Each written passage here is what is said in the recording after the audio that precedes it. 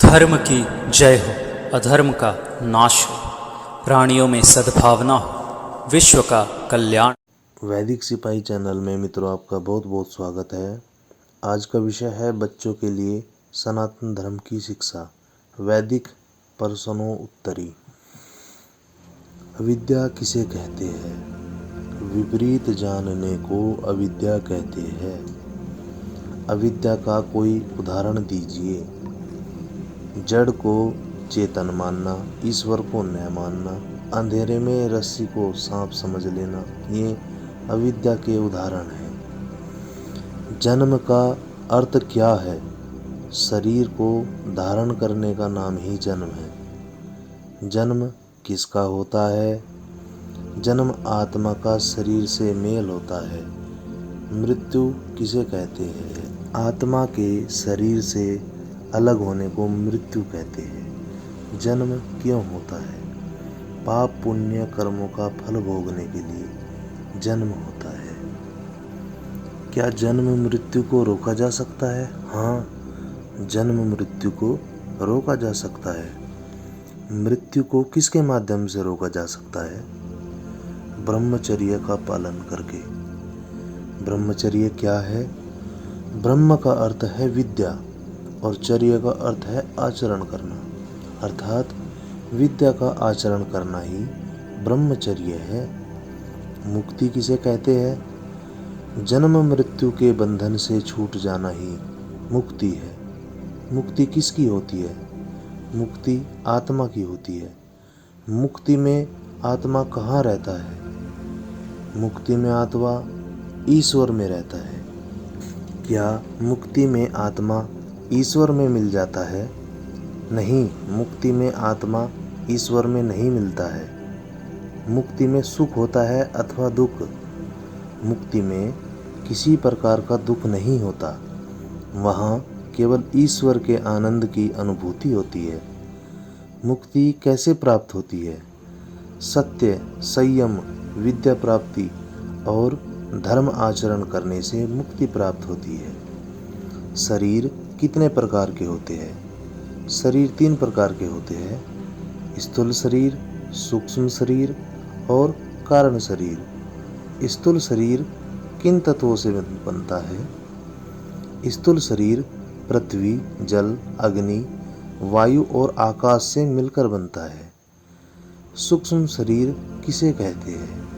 मन, बुद्धि, सूक्ष्म इंद्रियों इत्यादि 18 पदार्थों को सूक्ष्म शरीर कहते हैं। सूक्ष्म शरीर किसे कहते हैं?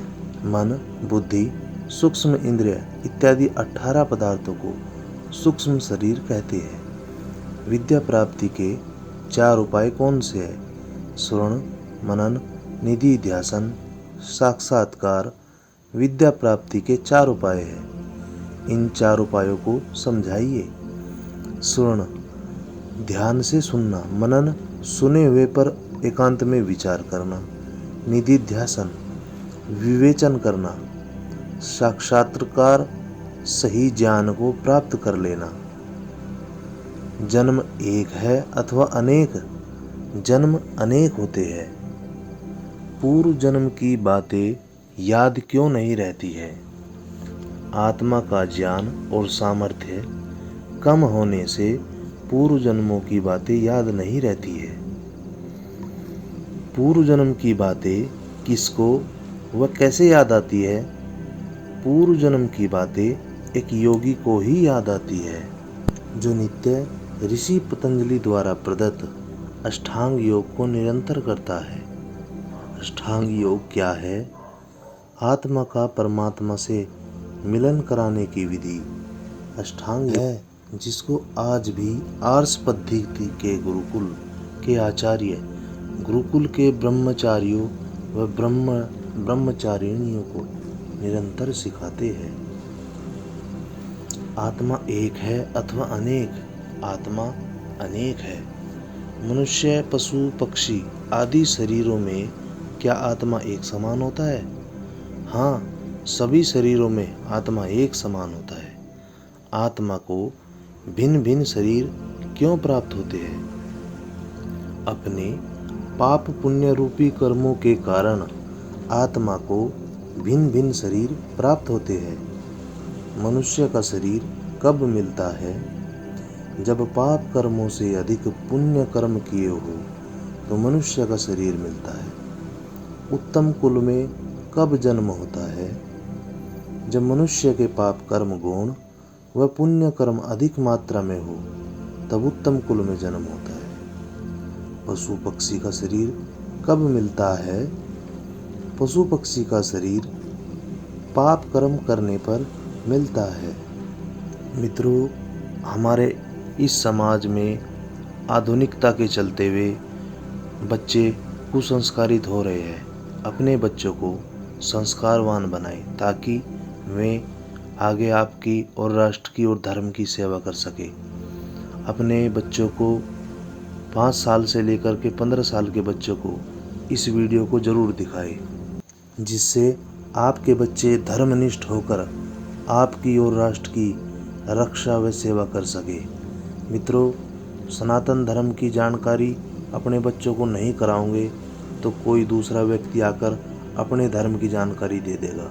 इसीलिए समय रहते हुए अपने बच्चों को धर्म की सारी मूलभूत जानकारी वीडियो के माध्यम से, पुस्तकों के माध्यम से अवश्य दे।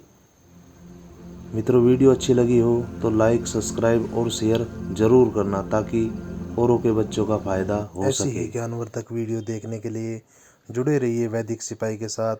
मित्रों, अगर वीडियो अच्छी लगी तो शेयर जरूर करें और सब्सक्राइब करना ना भूलें। बेल आइकन को दबाएं जिससे आपको नोटिफिकेशन मिलते रहे। मेरे साथ बोलो, सत्य सनातन वैदिक धर्म की जय।